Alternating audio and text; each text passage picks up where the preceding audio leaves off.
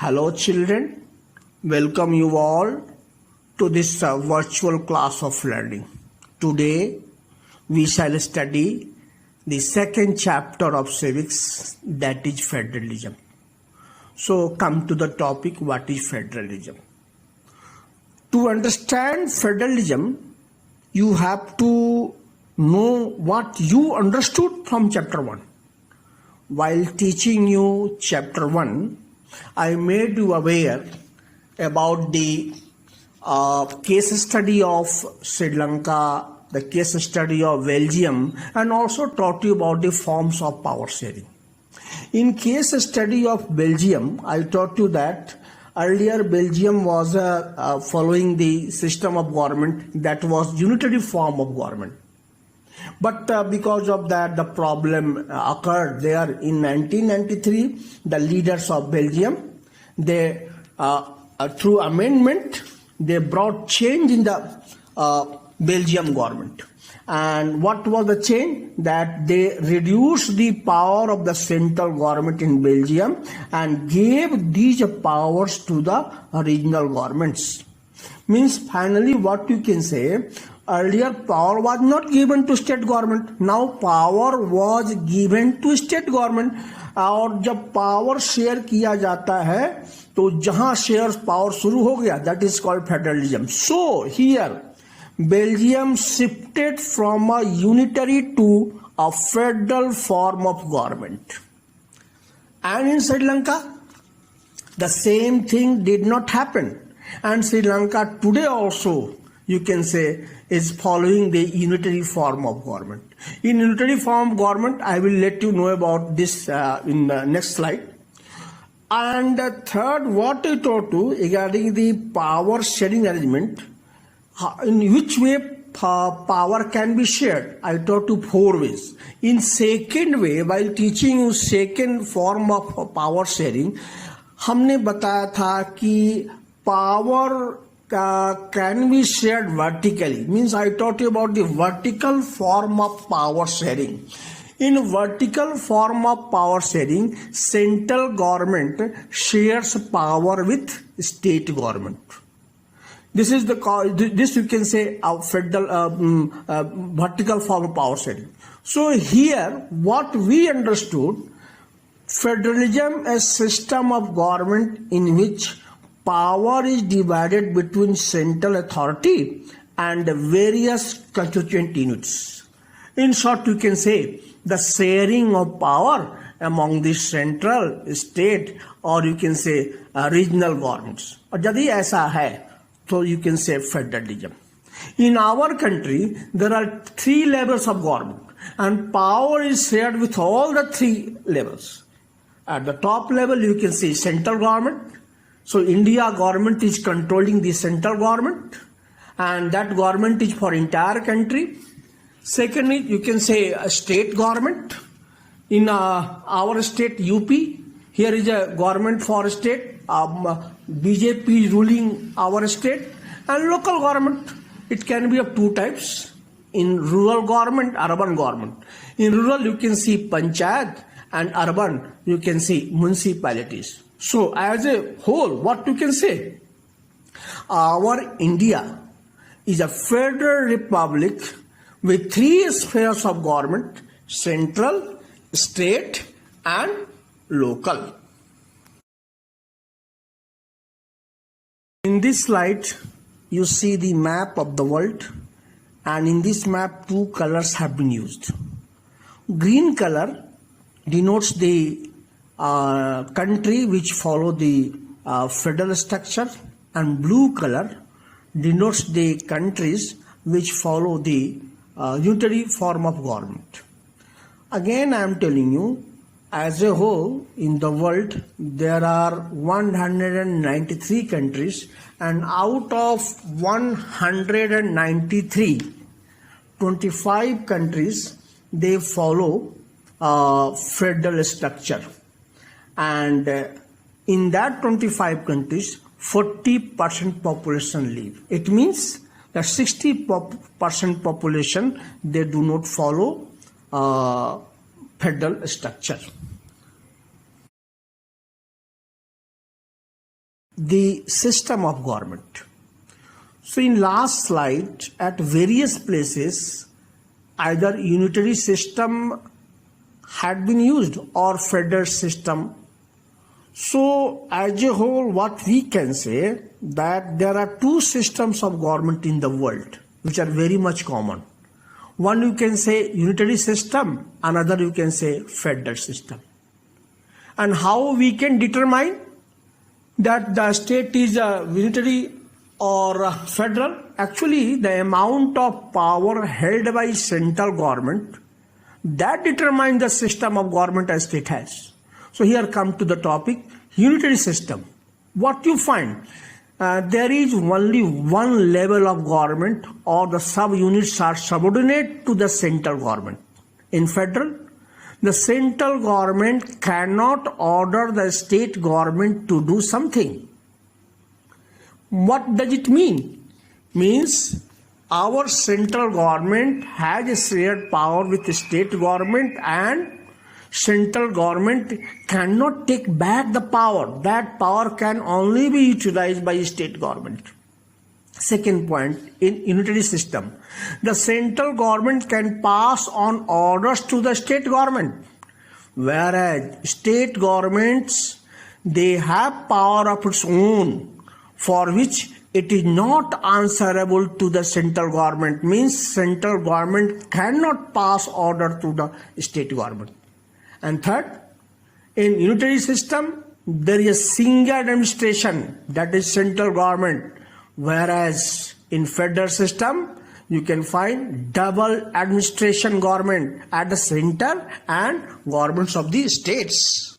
In short, what I can say, in unitary government, all these subjects are in the hands of one central government, whereas in federal government, there is a division of subjects between center and the states, and subjects of national importance are given to the center, and those of local importance are given to the states.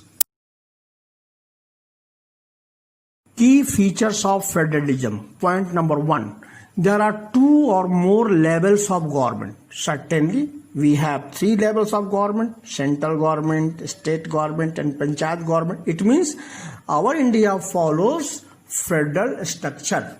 Point number two, different types of government have their own jurisdiction, where particularly in specific matters of legislation, taxation, and administration. For example, I am telling you, state government can make laws only the matter which is important for a state, whereas central government can make laws for the entire country, and that is of national importance. Third point, what is it? The jurisdiction of respective levels are specified in the Constitution. It means that the existence and authority of each tier of government are constitutionally safeguarded. Next, what is? The fundamental provisions of Constitution cannot be unilaterally changed. Why? Because we have the rigid Constitution, and because of that, any one level of government is not able to change the fundamental provision, and such changes require the consent of both the levels of the government. Next, courts have power to interpret the Constitution. Certainly, in our country, in case of problem in between state and central, the authority is with the highest court, which acts as an umpire if disputes arise between different levels of government in the exercise of the respective power. And finally, the sources of revenue for each level are specified to ensure its financial autonomy. It means that in India, excise duty is the source of income for the union government, whereas agriculture tax is collected by the state government. And number 7, it has dual objectives. The federal system has dual objectives, that is to safeguard and promote unity of the country while at the same time accommodate the regional diversity. And all these 7 things which are given here, In our country we have, so we can say that our country is the follower of federal structure, or you can say our country is federal. Balance of power between central and state government, and this balance that is given here varies from one federation to another. Actually, the balance depends mainly on the historical context in which ये federation बना हुआ है. So there are two kinds of routes through which federations have been formed. One you can say coming together federation, another holding together federation. In coming together, what happens?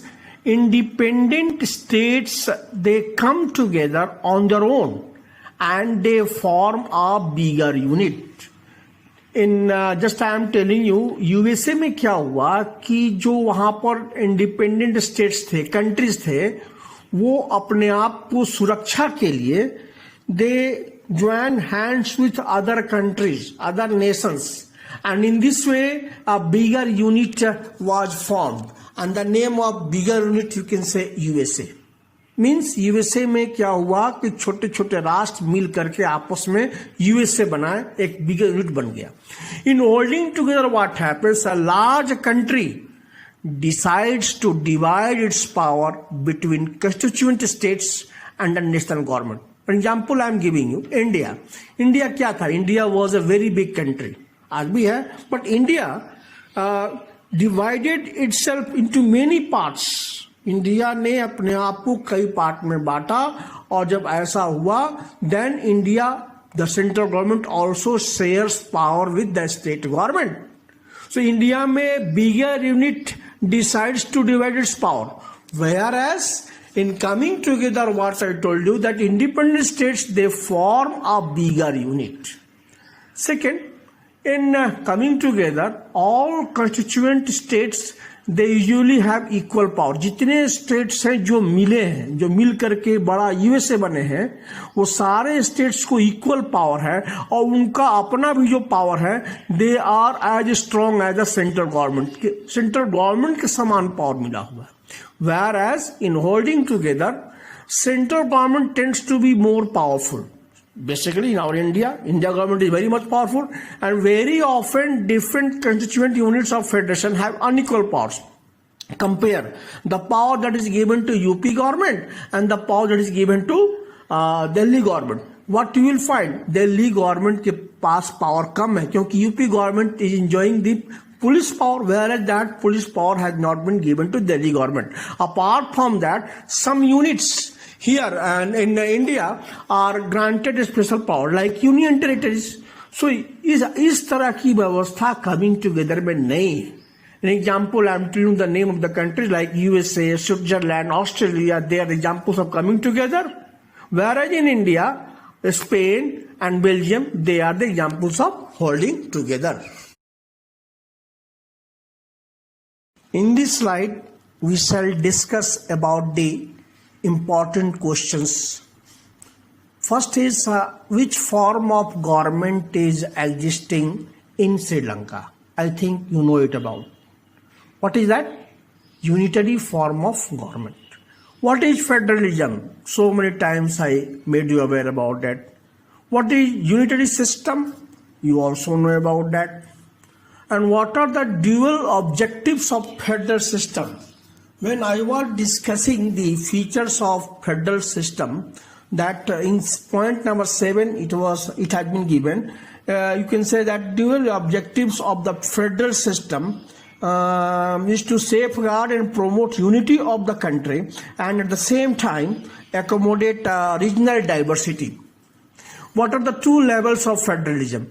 You also know it about. A central government and state government, and distinguish between unitary and federal government. Here you have to differentiate in between these two systems of government, and differentiate between coming together and holding together. I told you by giving the example of Australia and India, and You have to write about this and give the main features of federalism.